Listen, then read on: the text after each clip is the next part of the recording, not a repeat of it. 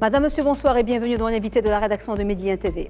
L'Afrique, pour le Maroc, c'est bien davantage qu'une appartenance géographique et des liens historiques. Elle évoque en vérité des sentiments sincères d'affection et de considération, des liens humains et spirituels profonds et des relations de coopération fructueuses et de solidarité concrète. Elle est, somme toute, le prolongement naturel et la profondeur stratégique du Maroc. Ce lien pluridimensionnel fait que le Maroc est au cœur de l'Afrique et ménage à l'Afrique une place dans le cœur des Marocains. Et c'est pourquoi nous l'avons inscrite au centre de la politique étrangère de notre pays. Cet extrait du discours de Sa Majesté le roi Mohamed VI prononcé à l'occasion du 63e anniversaire de la Révolution du roi et du peuple en 2016 résume la vision royale et cette diplomatie marocaine résolument tournée vers le continent africain depuis l'accession du souverain au trône. L'avenir de l'Afrique passe désormais par le royaume, devenu le leader incontestable dans la région et dans le continent. Un leadership qui ne s'est pas construit du jour au lendemain, mais qui a été bâti sur la durée et la constance de cette vision royale qui place depuis 20 ans l'Afrique au cœur des priorités nationales, régionales et géostratégiques. Et c'est justement le sujet de l'ouvrage du journaliste et écrivain Samir Chawri qui vient d'être publié avec les éditions Orion sous le titre Mohamed VI, un roi africain, 20 ans de diplomatie marocaine en Afrique 2000-2020. Samir Chawri, bonsoir et merci beaucoup d'avoir accepté notre invitation. Bonsoir et merci de m'avoir invité. C'est moi, monsieur. Alors, avant d'aborder votre dernier ouvrage, un premier commentaire sur le discours prononcé dimanche par le souverain à l'occasion du 47e anniversaire de la Marche verte, et où il a justement réitéré l'attachement à la profondeur africaine du Maroc en revenant sur le grand projet structurant du gazoduc Maroc-Nigéria. Premier commentaire sur le discours. Pour moi, aucune surprise. Parce que depuis une vingtaine d'années, l'Afrique s'inscrit au cœur de la diplomatie royale. Et aujourd'hui, avec ce discours, ce n'est une énième confirmation.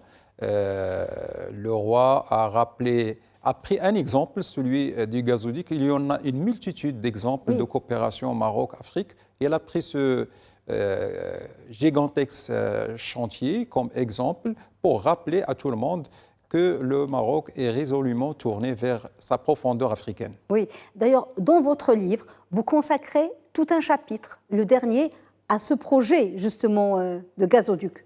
Justement, c'est le dernier chapitre où je parle de l'avenir. Parce qu'après avoir raconté l'histoire du Maroc dans son continent et au retour à l'Union africaine, je termine le livre par un aperçu sur l'avenir, c'est ce qui est très important pour les générations futures. Et j'en parle justement de ce projet, ce gigantesque projet qui va orienter différemment l'avenir d'une quinzaine de pays, comme Sa Majesté le Roi l'a dit hier dans son discours. Ce sont les membres de la CEDEAO. Et bien sûr, ce projet de gazoduc Maroc-Nigéria s'inscrit au cœur de cette stratégie marocaine dans son continent africain. Oui, et les retombées vont dépasser le continent africain, parce que même des pays d'Europe vont bénéficier. C'est clair. La cible, c'est l'Europe d'abord, mais tout en bénéficiant aux 15 membres du groupement économique CEDEAO. Oui. Donc tout le monde sera gagnant. C'est du gagnant-gagnant aux 15 pays. In fine, c'est l'Europe qui sera le bénéficiaire final. Alors, Samir Chawri, pourquoi ce livre et quelle a été votre démarche pour rédiger c'est une rétrospective en fait sur 20 ans de diplomatie marocaine en Afrique? Tout simplement parce que moi j'ai vécu sur le terrain tout ce que je décris dans ce livre et je me suis dit que ce serait dommage de passer à côté de pas mal d'indiscrétions, de coulisses que Monsieur Tout-le-Monde n'a pas l'occasion de découvrir dans les médias classiques et officiels. Donc je me suis dit, puisque j'étais sur le terrain, j'ai noté pas mal de coulisses et surtout, j'ai pu voir de près l'effort considérable qu'a déployé la diplomatie marocaine, d'abord pour s'imposer dans ce continent, ce gigantesque continent, et puis pour assurer son retour à sa place et son siège naturel au sein de l'Union africaine. Oui, une chose très importante que vous relevez aussi, pendant les 33 ans d'absence du Maroc, en fait, où il n'était pas au sein de l'Union africaine, il y a toujours eu des relations économiques fortes. Il n'y a jamais eu de coupure avec le continent africain, en fait. Il faut nuancer à cet égard. le Maroc a quitté l'Organisation de l'Unité africaine en 1984.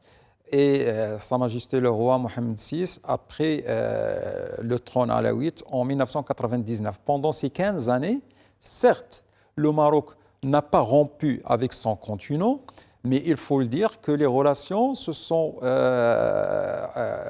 été restreintes à certains pays fidèles à l'amitié marocaine, comme le Sénégal, la Côte d'Ivoire, le Gabon, et surtout sur le plan diplomatico-politique, reléguant à un second rang tout ce qui est business économique. Ce n'est qu'en 1999 que tout a chamboulé. Absolument. C'est un véritable tournant depuis l'accession de Sa Majesté Mohamed VI au trône.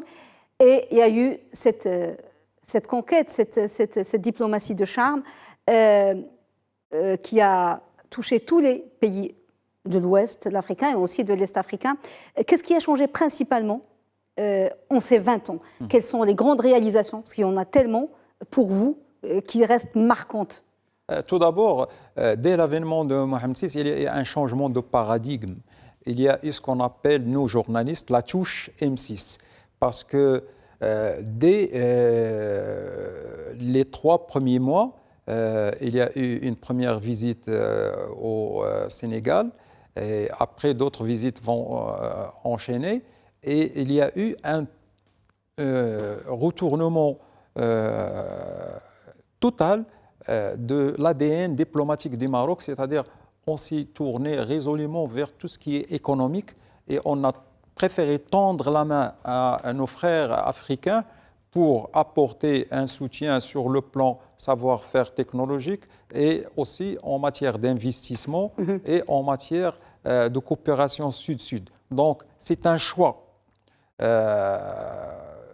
très très important qui a été fait, c'est de suivre la voie économique et bien sûr en prenant le sacro-saint gagnant-gagnant. Avec tous ces pays africains que Sa Majesté le roi a visités pendant ces 20 années, ce sont quand même 56 visites royales dans 29 pays et qui ont été couronnés par 1000 accords bilatéraux. Absolument, parce que chaque visite, il y a de grandes délégations, il n'y a pas que le public, il y a le privé, que ce soit le secteur bancaire, immobilier, les grands groupes aussi.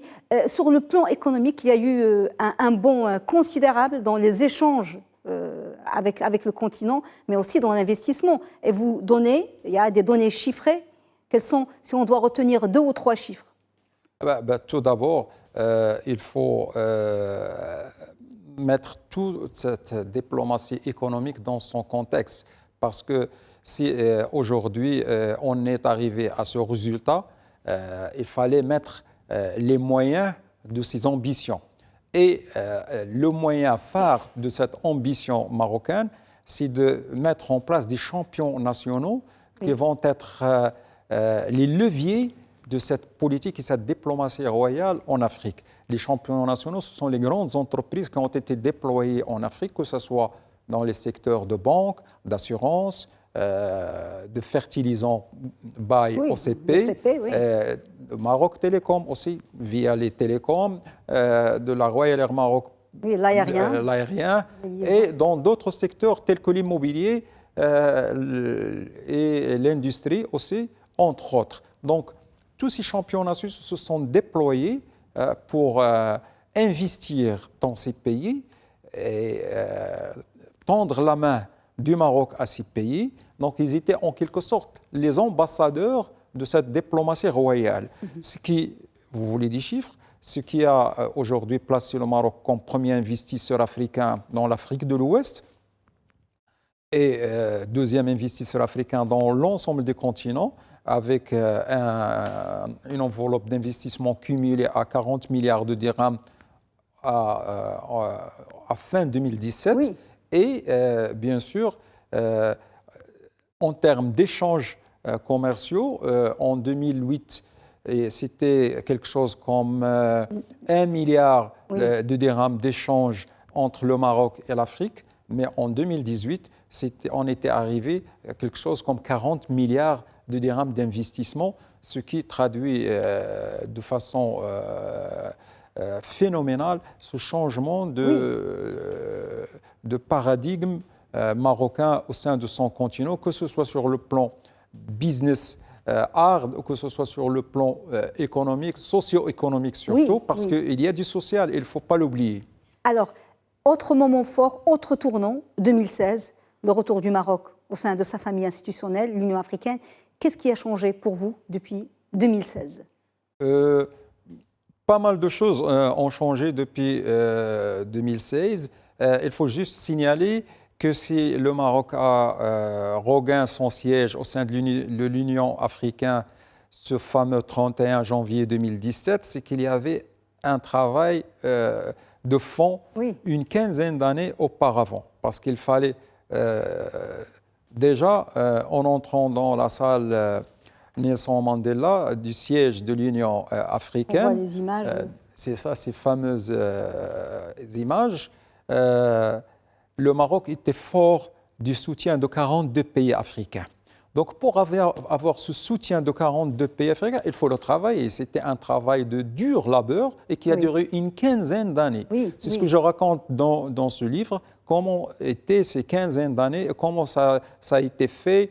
On a vécu parfois de longues absences de Sa Majesté le Roi, qui ont duré jusqu'à 2 mois dans plusieurs pays africains. Et c'est là où le travail était accompli. Et c'est là où des rencontres officielles, officieuses ont été effectuées. C'est un travail de dur labeur. Maintenant, ce qui va changer, ce qui a changé depuis ce retour, c'est d'abord le Maroc est présent, est fortement présent au sein des commissions de l'Union africaine, dont la fameuse commission de paix et sécurité, parce que c'est une commission très importante au sein de l'Union africaine. Aujourd'hui même, le Maroc est président de cette commission et d'autres commissions dont on est très présent, en plus d'autres structures de l'Union africaine qui sont même placées à Rabat comme l'Observatoire de la migration africaine. Absolument. C'est très important parce que dans votre livre, il y a des choses, nous on voit que la partie visible de l'iceberg, la réalisation du Maroc, mais justement, vous parlez de ces coulisses, vous parlez de ces efforts qui ont conduit à ce que le Maroc, la place qu'occupe le Maroc aujourd'hui. Alors, il y a ce partenariat gagnant-gagnant sur le plan économique, mais il y a aussi le volet très diplomatique qui est très important et l'affaire de notre intégrité territoriale, l'affaire du Sahara. Mais c'est clair, aujourd'hui, si le Maroc a pu avoir pas mal d'annulations, de reconnaissance par plusieurs pays, c'est grâce à sa politique économique et de main tendue de business et de gagnant-gagnant. Parce que le Maroc, l'approche marocaine était très intelligente. C'est-à-dire, c'est pour ça que je parlais au début d'un changement de paradigme. On laisse le volet politique de côté, on s'attaque à l'économie. Parce que ce qui intéresse les populations africaines, c'est l'intérêt économique. Et c'est ce qu'a fait le Maroc avec plusieurs pays, dont les pays les plus hostiles à l'intégrité territoriale. Oui, toujours la politique de la main tendue. Exactement. Le Maroc, comme c'était la politique du ping-pong entre les États-Unis et la Chine, le Maroc a effectué par exemple la politique des engrais et des fertilisants avec plusieurs pays qui étaient hostiles au Maroc. Et par la suite, ils ont revu leur position et ils ont annulé leur reconnaissance de la pseudo-Rased, ce qui fait que toute cette politique marocaine, elle a eu un impact positif sur notre affaire, notre première affaire du Sahara. Le Maroc est toujours prêt à travailler avec tous ceux qui veulent travailler pour la prospérité du continent, quel qu'il soit, toujours. C'est clair. Oui, alors il y a le business, il y a l'intégration économique, la coopération interrégionale et continentale, c'est très important, mais il y a plus que cela, il y a aussi le soft power, on le voit dans la culture, les champs religieux, vous en parlez, la migration. Oui. Alors, la migration, aujourd'hui, le Maroc est un modèle dans son continent, et ce n'est pas moi qui le dis, c'est les Nations Unies qui le disent, c'est un témoignage de la Commission des droits de l'homme des Nations Unies qui le disent, et qui ont honoré même le Maroc sur cet aspect. L'Union africaine a donné au Maroc la responsabilité d'avoir le siège de l'Observatoire de la migration africaine ici à Rabat au Maroc. Donc c'est une responsabilité et c'est une reconnaissance que le Maroc est un modèle en la matière Et ce n'est pas que des paroles, c'est des chiffres aussi. Le Maroc a régularisé quelque chose comme 100 000 personnes qui ont été régularisées, ce qui fait du Maroc non plus un pays de transit, mais aussi un pays d'accueil. Absolument, il y a le champ religieux, l'islam modéré prôné par le Maroc. De toute façon, ces liens ont toujours existé, parce que le Maroc a toujours eu lieu avec les tariqas, Tijaniya, Qadiri ou autres. Mais c'est important, en ces temps de montée d'extrémisme un peu partout. C'est une relation qui remonte à plusieurs siècles entre les Zaouïa, Tijaniya, Qadiriya et les sultans du Maroc. C'est vieux. Mais ce qui a changé, c'est le Maroc, via sa fondation, Mohamed VI, a commencé à former les imams et les morshidettes sur un islam modéré. Ces prédicateurs africains sont formés au Maroc et il y a aussi des délégations de formateurs marocains qui se déplacent dans les pays africains pour prôner un islam modéré, justement pour faire barrière à cette montée d'extrémisme et de cet islam radical qui se propage un peu partout en Afrique, surtout dans la bande du Sahel. Donc l'empreinte du Maroc en matière religieuse est très palpable en la matière. Oui. Alors, vous abordez aussi la question très importante de la stabilité, du maintien de la paix et de la sécurité, parce que le Maroc, à travers sa présence dans les contingents, que ce soit de l'ONU ou de l'Africain, est très présent, mais aussi dans toutes les opérations humaines, d'aide humanitaire. On l'a vu avec le Covid, on l'a vu dans les centres où il y a des centres de foyers de guerre ou de famine ou autres. Tout à fait. C'est aussi une histoire qui remonte aux années 60. Dès le début des années 60, le Maroc a commencé à contribuer avec l'ONU à des contingents de maintien de paix en Afrique. Déjà, il y avait beaucoup de conflits au début des années 60 avec les mouvements de libération. Oui. Donc, c'est soit au lendemain de l'indépendance de certains pays ou dans le cadre de la lutte pour l'indépendance dans d'autres pays. Le Maroc a contribué avec l'ONU dans plusieurs pays à maintenir la paix et apaiser les conflits interafricains.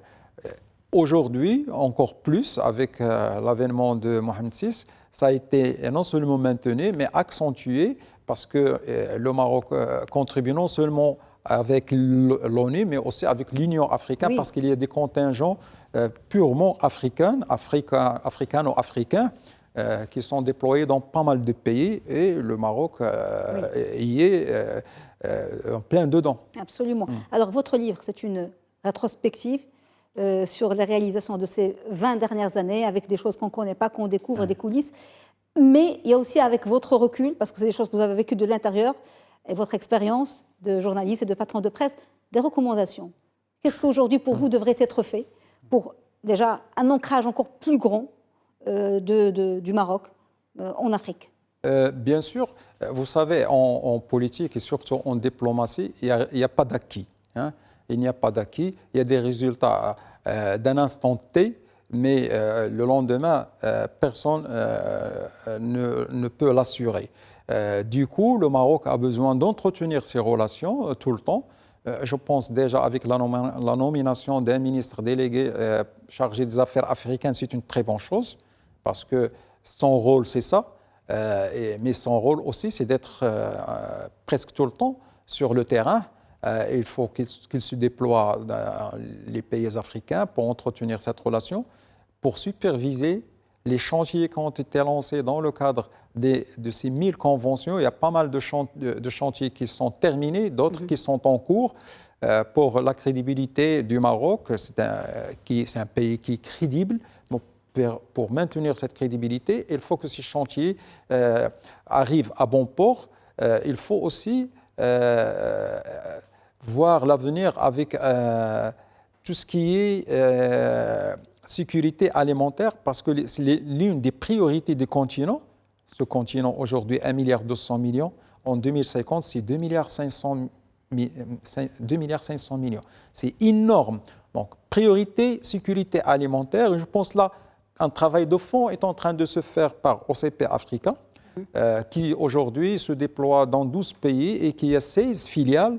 et qui sont en plein développement. Il y aura d'autres filiales. Et je pense que la vision marocaine en matière de ce qu'on, moi je l'appelle la géopolitique des engrais, c'est une vision très intelligente et prospective, puisque c'est la priorité de demain. On est en train de la travailler dès aujourd'hui. C'est très important. Sur d'autres plans, il faut continuer les chantiers. Les promoteurs immobiliers marocains qui ont commencé le travail dans pas mal de pays sont en train aujourd'hui de finaliser plusieurs projets. Il faut qu'ils continuent parce qu'il y a un besoin énorme. Absolument. Il y a une partie du secteur privé qui est encore un petit peu frileuse, et le souverain, encore hier, il a encore rappelé que ce soit pour le rôle des investisseurs, que ce soit au Maroc, mais la vision, elle est une vision africaine aussi pour l'Afrique. Vous faites bien de me rappeler le secteur privé. Oui. Aujourd'hui, il y a une empreinte très importante du secteur privé en Afrique, notamment par le secteur de banque et assurance. Mais pour les BTP, pour l'industrie, pour d'autres secteurs, il y a un effort à faire. Et là, je pense que la CGM a un rôle à faire. Je ne vois plus de délégation de CGM sur l'Afrique. Donc, il faut y aller. Il faut mettre la patte dedans parce qu'il y a du potentiel en Afrique.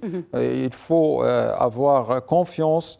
Et je sais que les gouvernements de la majorité des pays africains sont preneurs. Donc, il faut aller vers ces gouvernements pour avoir l'Afrique de l'Est. Pour avoir de la confiance, pour avoir des garanties. Et ces pays-là, ils sont prêts à donner ces garanties pourvu que les investissements marocains y arrivent. Merci beaucoup, Samir Chawki, d'avoir été avec nous et d'avoir répondu à nos questions. Je rappelle que vous êtes journaliste, écrivain et que vous venez de publier un nouvel ouvrage, Un roi africain, 20 ans de diplomatie marocaine en Afrique 2000-2020, avec les éditions Orion. Merci beaucoup, monsieur. Merci à vous. Merci. Madame, monsieur, merci beaucoup de nous avoir suivis. Bonne suite des programmes sur Média TV. Très belle soirée.